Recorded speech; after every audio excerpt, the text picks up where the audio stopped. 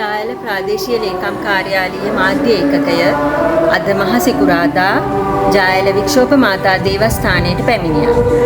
ලොව පුරා ක්‍රිස්තු භක්තිකයන් ඉතාමත් භක්තියෙන් යුතුව ක්‍රිස්තුස් වහන්සේගේ දුක් ප්‍රාප්තිය සමරන අද දවසේ ජායල ප්‍රදේශවාසීන් වෙනුවෙන් මේ සම්භාර පියතුමන් විසින් ලබා දෙන පණිවිඩයට අපි සවන් දෙමු.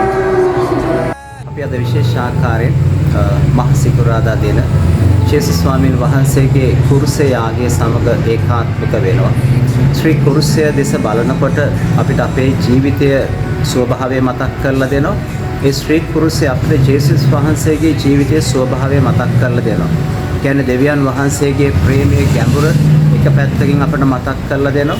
වගේම ශ්‍රී කුරුසය දෙස බලද්දී මනුෂ්‍යයන් වන අපේ තිබෙන දුර්වලකම් වල පාපයේ තිබෙන භයානකකම අපිට මතක් කරලා දෙනවා. ඒක නිසා දෙවියන් වහන්සේගේ දේවත්වයයි මනුෂ්‍යයාගේ පාපයයි අතර සිදු වුණු මේ ගැඹුරු හමුවීම තුළ දෙවියන් වහන්සේගේ ප්‍රේමය ප්‍රබල නිසා මනුෂ්‍යයාගේ පාපය දෙවියන් වහන්සේ මේ කුරුසේ යාගය තුළ සම්පූර්ණයෙන්ම විනාශ කරලා දමලා මනුෂ්‍යයාගේ ජීවිතයට දෙවියන් වහන්සේගේ ගැලවීම ලබා දුන්න දවස.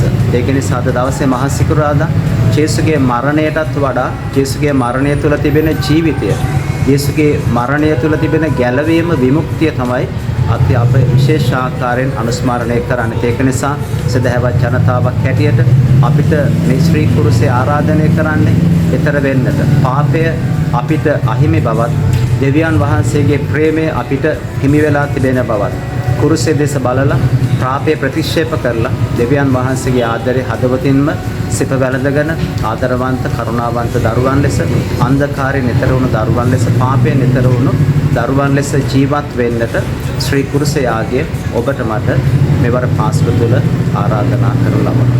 ඔබ සැමට ජේසු පීඨයි. ජාඇල ඓතිහාසික පාස්කු දර්ශනයේ පූර්ණ හිමිකාරීත්වය ජාඇල වික්ෂෝප මාතා දේවස්ථානය සතුවේ. අප කොට්ටාශයේ ඉපැරණි දේවස්ථානයක් වූ මෙම දෙව් මැදුර වර්ෂ 1801 නොවැම්බර් මාස 9 වන දින නාගොඩ මීසමට යටත්ව එහි වැඩ වාසය කළ ඔරතෝරියානු නිකායික ගරු ජෝකිම් මුරේ, ගරු මරියානු සල්ටානෝ, ගරු ජුවන් වාස් යන ඉන්දීය පියතුමන්ලාන්ගේ ප්‍රධානත්වයෙන් ප්‍රථම මුහුප්පුදුරේ ඉසිලූ ඒ රුපෑර්තු සිල්වා මහතාගේ සුරතින් දේවස්ථානයට මුල් කළ තබා වැඩ ආරම්භ කර ඇත. වර්ෂ 1851 දී එවකට ශ්‍රී ලංකාවේ අගරදගුරු ධූරේ හෙබ වූ ගරු කයිතානෝ ඇන්ටෝනියෝ හිමිපාණන්ගේ ප්‍රධානත්වයෙන් දේවස්ථානයේ ආසිරි ගැනීමේ උළෙල ඉතා උත්සවාකාරයෙන් පවත්වා ඇත. වික්ෂෝප මංගල්‍යය වර්ෂ 1852 සිට පවත්වාගෙන එනු ලබයි. ශ්‍රී ලංකාවේ ආශිර්වාද ගන්වන ලද ප්‍රථම ස්වභාවික කපාල කඳුවැටිය ලෙසට ඉතිහාසගතව ඇත්තේ ජායල කල්වරි පුදබිමයි. එය ආසිරි ගන්වා ඇත්තේ වර්ෂ 1848 දීය. දේවස්ථානයේ වැඩ අධීක්ෂණය කිරීම සඳහා නාගොඩ මීසමේ සිට මෙම දේවස්ථානයට තාවකාලිකව පැමිණ සිටි ගරු පේතෝ නොරින්ජෝ පියතුමාගේ සංකල්පනාවකට අනුව මෙම කඳුවැටිය කපාල කන්ද ලෙස නම් කොට ආශිර්වාද ගන්වා පුදබිමක් බවට පත් කළා. මෙම ග්‍රාමයේ බැතිමත් කලාකරුවෙකු වූ එල් ලුවිස් ප්‍රනාන්දු මහතා විසින් ගරු ජාකොමේ ගොන්සාල්වෙස් පියතුමා විසින් රචිත දුක් ප්‍රාප්ති ප්‍රසංග පොත හා පසම් පොත ඇසුරු කරගෙන රූකඩ කලාවේ ක්‍රම සහ විධි භාවිතා කරමින් ප්‍රතිමා පනගන්වා වර්ෂ 1859 දී ජාතාරික සමයේ ශුද්ධ වූ සතිය තුළ ජේසුතුමාගේ දුක් ප්‍රාප්තිය සියලු සිදුවීම් සත් දිනකට බෙදා දින 7ක් පුරාවට අතිවිශාල බැතිමුතුන් පිරිසකගේ සහභාගීත්වයෙන් ප්‍රථම පාස්කු දර්ශනය මෙම කපාල කන්දේදී ඉතා සාර්ථක අන්දමින් රඟ දක්වා ඇත. ඉන්පසු අවුරුදු පතා ශුද්ධ වූ සතිය තුළ කපාල කන්දේදී රඟ දක්වා ඇති මෙම පාස්කු දර්ශනය නැරඹීමට අවට ගම්වලින් දහස් සංඛ්‍යාත ජනතාවක් මෙම පුදබිමට පැමිණ ඇති බවට වාර්තා වේ. එකල ජායල යන නමින් ඇලමාර්ගයක් තිබුණත් ජායල යන නමින් ග්‍රාමයක් නොතිබූ අතර මෙම ප්‍රදේශය ඇතුළුව ජායල ග්‍රාමයේ බිහිවන්නේ පසු කාලයේදීය. කන්දවත්ත දක්වාම අයත් වූයේ කනුවන ග්‍රාමයටය.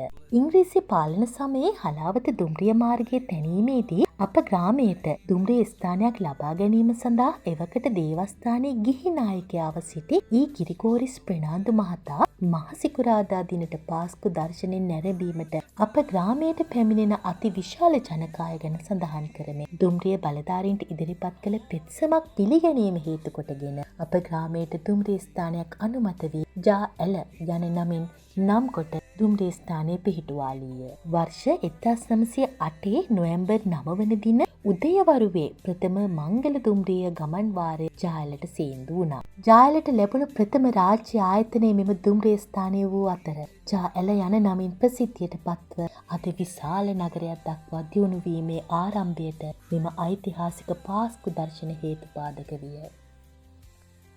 වර්ෂ 1941 සිට අද දක්වාම කුරුසේ ඇන ගසනු ලබන ජේසුස් සමිදානන්ගේ ප්‍රතිමාව අඹා ඇත්තේද අප ග්‍රාමයේ බැතිමත් කතෝලික කැටයම් ශිල්පියෙකු වූ ලෝරන්ස් මාකස් නැමැති දක්ෂ කලාකරුවන්න්ගේ සුරතිනි.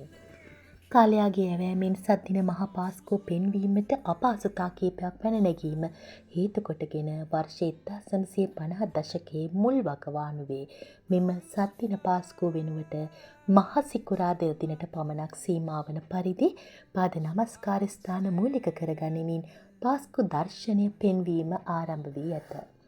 අද වන විට මෙම පාස්කු දර්ශනය නැරඹීමට පැමිණෙන ජනතාව හුදකලා බැතිමතුන් පිරිසක් බවට පත් නොකොට ස්වාමි දරුවන්ගේ දුක් ප්‍රාප්තිය සමග ඒකාත්මික වී වත ඉරාගෙන නොව සිත ඉරාගෙන තම මනස්ථාපය මුදා හැරීමට මෙම ඓතිහාසික පාස්කු දර්ශනය මගින් සැමට ඉඩ ප්‍රස්ථා හිමිව ඇත. ඉපැරණි සම්ප්‍රදායට අනුව තවමත් ශ්‍රී ලංකාවේ රඟ දැක්වෙන එකම පාස්කු දර්ශනය මෙය වේ. ජාඇලමී සම්වාසී ඔබ අප සැමගේ අභිමානය මෙම ඓතිහාසික පාස්කු දර්ශනයයි. එය රැකගෙන ඉදිරියට පවත්වාගෙන යෑම අප සැමගේ වගකීමයි.